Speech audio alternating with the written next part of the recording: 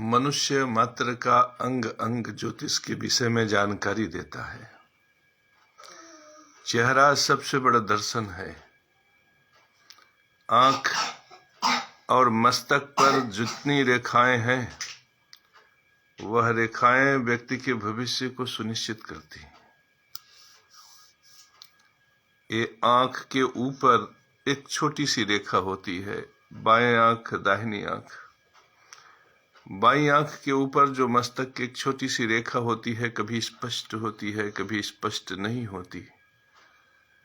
उस रेखा को सूर्य और चंद्र की रेखा बोलते हैं। बाईं आंख के ऊपर चंद्र की रेखा होती है, दाहिनी आंख के ऊपर सूर्य की रेखा होती है।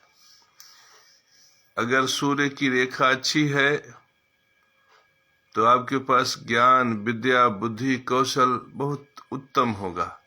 आपके अंदर कला होगा, आपके अंदर साहित्य होगा, कुछ अंतर प्रतिभा होगी जो दबी हुई है, जो कालांतर में प्रकट होगी और जो आपको विराट बनने में सहायक होगा। यह सूर्य रेखा का प्रभाव है। सूर्य रेखा व्यक्ति अंदर की प्रतिभा के बल पर उन्नति करता है। और अगर ऐसे में चंद्र की रेखा भी हो और बृहस्पति की रेखा भी हो तो व्यक्ति IAS, PCS, DM, कलेक्टर, मंत्री, मुख्यमंत्री बनता है। मेरे परम प्रिय शिष्यों, सूर्य, चंद्रमा और बृहस्पति, ये तीन रेखाएं व्यक्ति को सम्राट बना देती। सूर्य की रेखा स्पष्ट होनी चाहिए। इन भौहों के ऊपर सूर्य की रेखा दाहिनी तरफ और इन भौहों के ऊपर चंद्र की रेखा बाईं तरफ होती है। चंद्रमा की स्पष्ट रेखा अगर हो तो व्यक्ति को जमीन, घर, मकान की सुविधा पूर्वजों से प्राप्त हो जाती है। माता सहायक होती है, व्यक्ति का बुद्धि विवेक जागृत होता है। अगर सूर्य और चंद्र की अच्छी रेखा किसी के मस्तक पर है तो ऐसा व्यक्ति डॉक्टर बन सकता है, अच्छा सलाहकार बन सकता है, अच्छा मैनेजर बन सकता है, अच्छा शिक्षक हो सकता है। मस्तक पे जो रेखाएं होती हैं उनको भी समझो, उनको पढ़ना सीखो। इससे तुम व्यक्ति के व्यक्तित्व के विषय में जानकर पहले से ही सुनिश्चित कर लोगे कि सामने वाले व्यक्ति से तुम्हें लाभ हो सकता है कि नहीं हो सकता। सूर्य की चंद्र की रेखा के बीच में भ्रिकुटी के मध्य के स्थान पर मेरे परम प्रिय शिष्यों बुद्ध का स्थान माना जाता है। बुद्ध की जो बुद्धि होती है उदासीन होती है। चतुराई, चालाकी सब बुद्ध में निहित होती है। यह बुद्ध की विद्या शुक्र के साथ अगर जुड़ जाए तो व्यक्ति में भौतिकता के प्रति आकर्षण आ जाता है। घर हो, मकान हो, स्त्री हो, बैंक बैलेंस हो, श्रृंगार हो, सौंदर्य हो, साहित्य हो, जीवन साथी हो, प्रेमी प्रेमिका प्राप्त हो, सहयोगी प्राप्त हो, रोजी रोजगार प्राप्त हो, ये सब शुक्र की विधाएं हैं। तो जब बुद्ध शुक्र की तरफ संबंध बनाता है तो व्यक्ति भौतिकता की तरफ जाता है। और शुक्र के ठीक ऊपर मंगल की रेखा होती है। यहाँ पे बुद्ध, इसके ऊपर शुक्र, फिर यहाँ मंगल। और ये जो मंगल की रेखा होती है मेरे परम प्रिय शिष्यों, यह व्यक्ति में पराक्रम, मेहनत, परिश्रम का संचार करती है। आप यह देखते होंगे कि बुद्ध के सन्निकट शुक्र है। बुद्धि ज्यादातर जल्दी शुक्र के साथ प्रविष्ट करती है। भौतिकता के साथ, अमोद प्रमोद के साथ, शुक्र के साथ जल्दी जाती है और मंगल उसमें सहायक हो जाता। और मंगल के ठीक ऊपर यहाँ पे बुद्ध, इसके ऊपर आपका शुक्र, फिर मंगल और फिर यहाँ पे बृहस्पति। ऐसे करोगे तो यहाँ पे एक रेखा दिखाई पड़ेगी, वह रेखा बृहस्पति की है। वही बुद्ध को जब तुम बृहस्पति से लगा दोगे तो तुम्हारे धर्म जागृत हो जाएगा। जप में, तप में, योग में, साधना में, स्वाध्याय में, अच्छी अच्छी पुस्तकों के अध्ययन में, धर्मानुकूल आचरण करने में, न्याय के उच्च मूल्यों की स्थापना में, ज्ञान से संसार को जागृत करने में, बोध के प्रादुर्भाव में, तब वही बुद्ध गुरु से आश्रय ले लेगा। सोचो, बुद्ध और गुरु का योग हो जाएगा। अब बीच में पराक्रम है। अगर उस भाव को बढ़ा दोगे, मंगल के भाव को बढ़ा दोगे, तो मन लड़ाई में, झगड़ा में, बड़े बड़े क्रिमिनल्स इत्यादि से मिलने में आपका भाव प्रकट हो जाएगा। तो ये बड़ा महत्वपूर्ण है कि बुद्ध किधर है, कैसे पहचानेंगे। ये तो जान गए कि भृगुटी के मध्य में बुद्ध है, उसके ठीक ऊपर शुक्र है, उसके ठीक ऊपर मंगल है, यहाँ पर मंगल है, और मंगल के ठीक ऊपर आपका बृहस्पति है। मेरे परम प्रिय शिष्यों, और मस्तक के सबसे ऊपर एक रेखा होती है बड़ी सी, आप ऐसे करोगे तो दिखाई पड़ेगा, वो शनि की रेखा है। मेरे परम प्रिय शिष्यों, इस तरह से जो रेखाएं हैं, इनका अपना बड़ा महत्व है। इनको देखकर व्यक्ति को बताया जा सकता है कि उसकी उम्र कितनी होती है, उसका स्वभाव कैसा होगा। मेरे परम प्रिय शिष्यों, आपके सूरज और चंद्रमा पे दोनों रेखाएं ऐसे करने पर स्पष्ट बने। हमारे में बहुत स्पष्ट नहीं बन रहा है, क्योंकि हमें तो माता पिता से बहुत धन संपदा प्राप्त नहीं हुआ, लेकिन यहाँ पे कुछ लोगों का सुंदर से ऐसी रेखा बन जाती है। जब ऐसे करते हैं तो ऐसी रेखा बन जाती है। ब्रह्मांड में कहीं भी देख लो, ऐसे लोगों को माता पिता से सुखद संपदा प्राप्त होती है, उत्तम संतान, उत्तम प्रेम प्राप्त होता है, घर मकान सहज में प्राप्त हो जाता है, वाहन इत्यादि का सुख उनके लिए सहज हो जाता है। ये बड़ी उन्नति कारक रेखा है। सूर्य और चंद्रमा की रेखा 100 लोगों में से 2 लोगों में ही होता है, सब में नहीं होता। और यहाँ पे भृगुटी में किसी में ऐसे चंद्र के आकार का चिन्ह बनता है, और किसी में 2 खड़ी रेखाएं बन जाती हैं, किसी में वी के आकार की रचना होती है, मेरे परम प्रिय शिष्यों, और किसी में कोई रचना नहीं निर्मित होती। तो जब बुद्ध के स्थान पर 2 खड़ी रेखाएं बन जाएं, तो ऐसा व्यक्ति बुद्धि में प्रवीण, बोलने में कुशल होता है। अगर बुद्ध के स्थान पर चंद्रमा का जैसा चिन्ह हो, तो ऐसा व्यक्ति अच्छा डॉक्टर, इंजीनियर हो सकता है और राय परामर्श देने में निपुण होता है। मेरे परम प्रिय शिष्यों, इसी तरह से बुद्ध के स्थान पर इस तरह की रेखा हो कि वह बिल्कुल अर्धचंद्राकार स्वरूप ले ले, ऐसे यहाँ से आए, ऐसे होता हुआ फिर इस प्रकार से ऐसे रेखा बना ले, तो यह बहुत ही अद्भुत माना जाता है। यह उच्च कोटि का ज्ञानी सम्राट महर्षि शंकराचार्य, आचार्य इत्यादि के मुखमंडल पर इस तरह की रेखा देखी जा सकती है। कभी कभी इस तरह से रेखा होती है कि भृकुटी के ठीक ऊपर एक छोटी सी रेखा बन जाती है, फिर उसके बाद बुद्ध के बाद शुक्र की रेखा और फिर मंगल की रेखा, 3 ही रेखा स्पष्ट रूप से दिखाई पड़ता है। और जब व्यक्ति ऐसे करता है तो रेखाएं सीधी सीधी स्पष्ट रूप से जब प्रकट होती हैं, तो इस प्रकार की अगर रेखा हो तो व्यक्ति अपने बुद्धि से कला के क्षेत्र में आकर्षित होता है, नृत्य में, गायन में, सुर में, संगीत में। आप रोनित राय के चेहरे पर देखो, आपको इस तरह की रेखा आपको दिखेगी। और भी बहुत से कलाकारों को मैंने देखा है जिनमें स्पष्टता से रेखा देखी जाती है। तो ऐसे लोग धीरे धीरे प्रगति करते हैं कला के क्षेत्र में, वाणी के क्षेत्र में, बुद्धि के क्षेत्र में, ला के क्षेत्र में।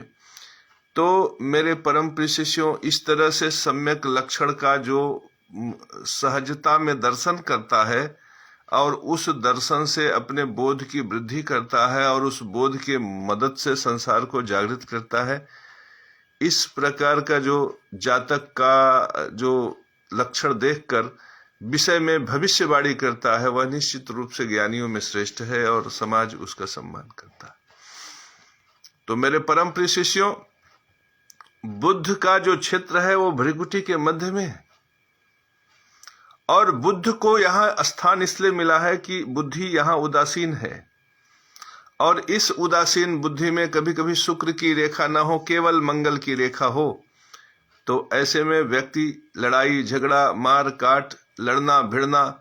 लेकिन अगर ऐसा व्यक्ति अपने प्रकृति को शांत कर ले तो वही वकील, पुलिस, एसपी, थाने में दरोगा, सेना में सिपाही, ऐसे पदों पे जाकर राज्य की, संसार की सेवा करता है। इन मस्तक रेखाओं में जरूरी नहीं है कि सारी रेखाएं हों, कभी कभी कुछ रेखाओं का लोप होता है। जैसे किसी में बुध के क्षेत्र के बाद सीधे बृहस्पति की रेखा होती है, शुक्र और मंगल की रेखा नहीं होती। तो शुक्र और मंगल की रेखा न हो इसका मतलब उसके जीवन में शुक्र का समावेश नहीं है, ऐसा नहीं है। लेकिन इससे ये पता चलता है कि व्यक्ति का जो मन है शुरू से सन्यासी वृत्ति में लग गया। जैसे कि कोई व्यक्ति शुरू से ही उदासीन आचरण करने लगा, बजरंग बली की पूजा करने लगा, माता की भक्ति करने लगा, और उस भक्ति में ही लीन ईश्वर ने उसको धन का साधन उन्हीं प्रयासों में दे दिया कि कोई व्यक्ति आश्रम में रहा, सन्यासी के पास रहा, पुजारी बन के रहा, और कालांतर में पैसा रुपया होने की वजह से उसकी शादी विवाह कर दी गई। लेकिन वह गृहस्थ होते हुए भी उसने आचरण बृहस्पति जैसा किया। तो इस प्रकार से भी आपको देखना है कि आप एक निश्चित ऊंचाई पर चयन करें कि पहले तो चंद्रमा और सूर्य की रेखा बिल्कुल यहाँ है, शनि की रेखा बिल्कुल मस्तक के एकदम से ऊपरी सिरे पे हो। शनि की रेखा एकदम से पूरी हो तो व्यक्ति 100 साल जीता है, दीर्घायु होता है, लंबी आयु होती। हाँ, अकेले शनि की रेखा हो तो व्यक्ति दरिद्र होता है। हमने बहुत से लोगों को देखा है कि जब ऐसे लोग ऐसे माथा ऊपर उठाते हैं तो सबसे ऊपर एक लंबी सी रेखा बन जाती और नीचे कोई रेखा नहीं होती। ऐसी स्थिति में व्यक्ति 100 साल तक जी लेता है, 95 साल जी लेता है, 90 साल जी लेता है, लेकिन दरिद्रता वाला जीवन जीता है। मैंने बहुत से काम करने वाले कारागार मजदूर, मोची इत्यादि के मस्तक पर इस तरह के लक्षण देखे हैं जिसमें वो बहुत लंबी उम्र जीते। तो वे भी सौभाग्यशाली हैं जो शनि का सबसे बड़ा प्रतिनिधित्व करने वाले हैं। तो मेरे परम प्रिय शिष्यों, यह भी देखना पड़ेगा कि कौन सी रेखा लंबी है, कौन सी छोटी। बुद्ध की रेखा बहुत लंबी नहीं होती, लेकिन कभी कभी बुद्ध का दायरा भी बड़ा हो जाता है। जैसे देखो, ऐसे करने पर बुद्ध का दायरा इतना आ रहा। ये बुद्ध का दायरा जब बढ़ेगा तो व्यक्ति के अंदर ग्रेस्पिंग क्षमता बढ़ती है, किसी भी ज्ञान को, किसी भी तर्क को पकड़ने की क्षमता बढ़ती है, हाजिर जवाबी बढ़ती है। अगर किसी ने आपसे कोई प्रश्न किया तो त्वरित उत्तर देने की क्षमता बढ़ती है।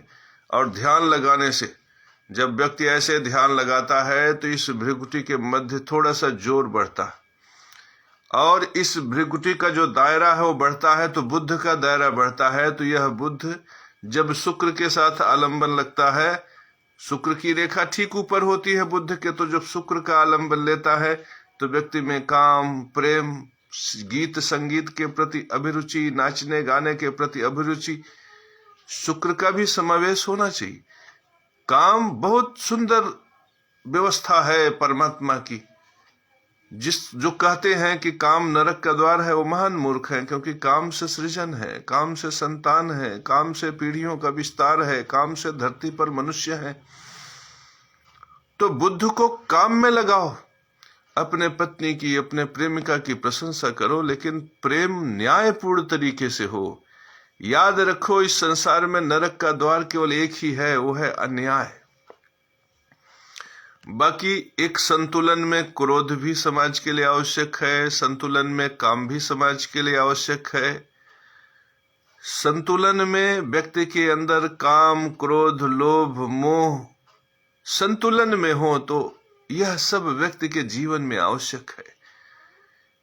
कोई भी क्षेत्र का दायरा अगर न्याय को पार करके अन्याय के क्षेत्र में प्रविष्ट कर जाए तो वह दायरा निश्चित रूप से कष्टकारी होता है। मेरे परम प्रिय शिष्यों, कष्टकारी होता है। अपने पत्नी से अनुराग न प्रकट करना और सन्यास की बड़ी बड़ी व्याख्या करना, यह राक्षस का धर्म है।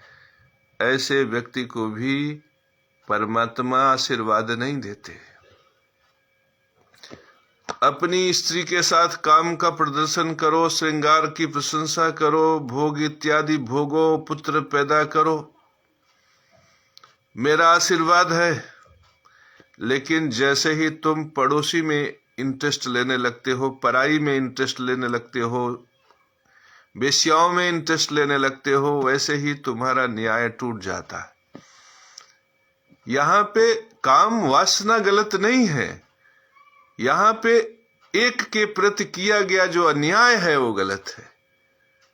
तो मेरे परम प्रिय शिष्यों, जब बुद्ध में शुक्र जुड़ने लगे तो जुड़ने दो, लेकिन न्याय को उसमें स्थापित करने का प्रयास करो। जब काम वासना न्याय से युक्त हो जाती है तो वही काम तुम्हारे जीवन में सृजनात्मक रचनाएं पैदा करती है और वही परमेश्वर को मिलाने में सहायक हो जाती है और जीवन के भटकाव को रोक देती है। यदि तुम्हारे मस्तक रेखा में शुक्र के ऊपर स्पष्ट रूप से बृहस्पति की रेखा है और शुक्र की रेखा नहीं है, तो अपने आप बृहस्पति के गुणों पर लक्षित हो जाएंगे। तुम बचपन से ही तुम अधिदेव पुरुष पुराण तुमसे विश्व से परम निधामम कहने लगोगे। तुम्हारे अंदर बचपन से ही माता के प्रति प्रेम हो जाएगा और तुम अनंत रूपड़ी लक्ष्मी पारगुण सागरी अड़िमा सिद्धिदात्री च शीर्षा पड़मा में हो। लेकिन वो माता जब तुमको सम्यक ज्ञान देगी तो तुम अपने वैराग्य को भी संसार में प्रेम पूर्वक प्रकट कर पाओगे। तुम्हारे वैराग्य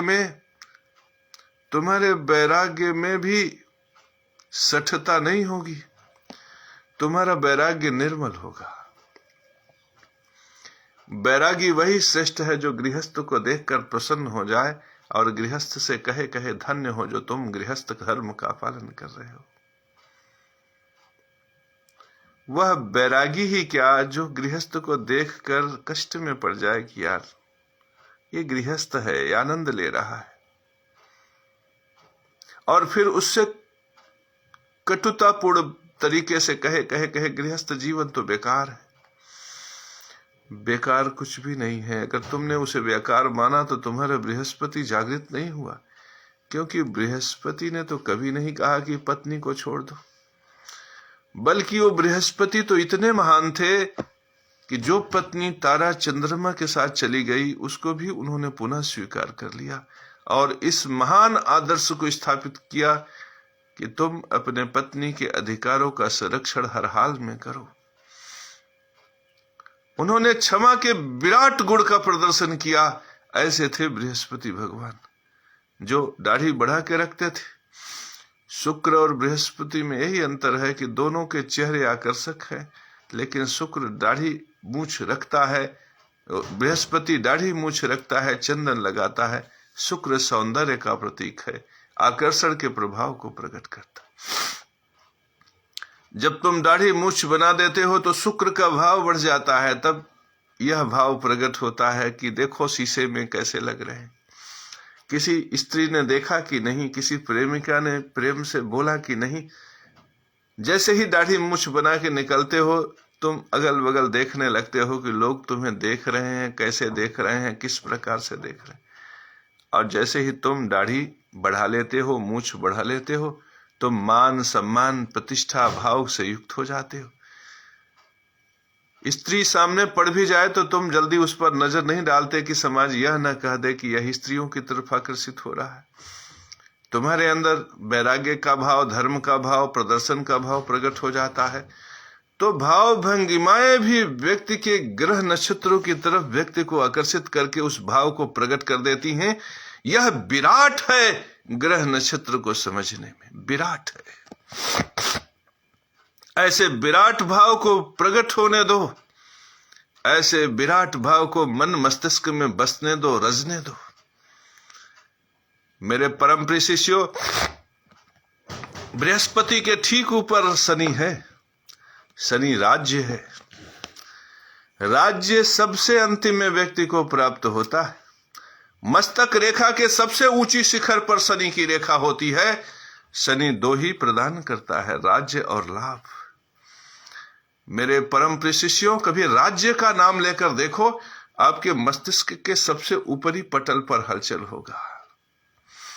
और कभी चटनी खाने का सोच के देखो तो सबसे निचली सतह पे हलचल होगा। राज्य प्राप्त करना सबसे कठिन काम है।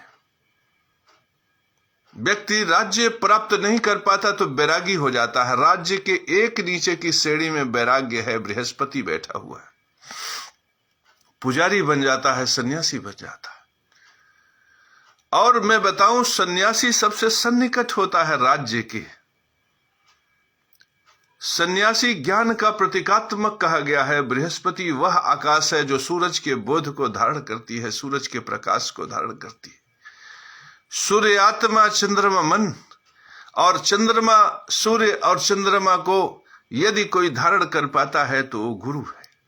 सूरज के प्रबल वेग के प्रकाश को जब आसमान में आकाश तत्व में प्रकट होता है तो आकाश धारण करता है, और उस प्रबल अग्नि से जो धरती से जल उठता है उसको भी आकाश धारण करता है। तो जो बृहस्पति है इसका संबंध दोनों आंखों से है।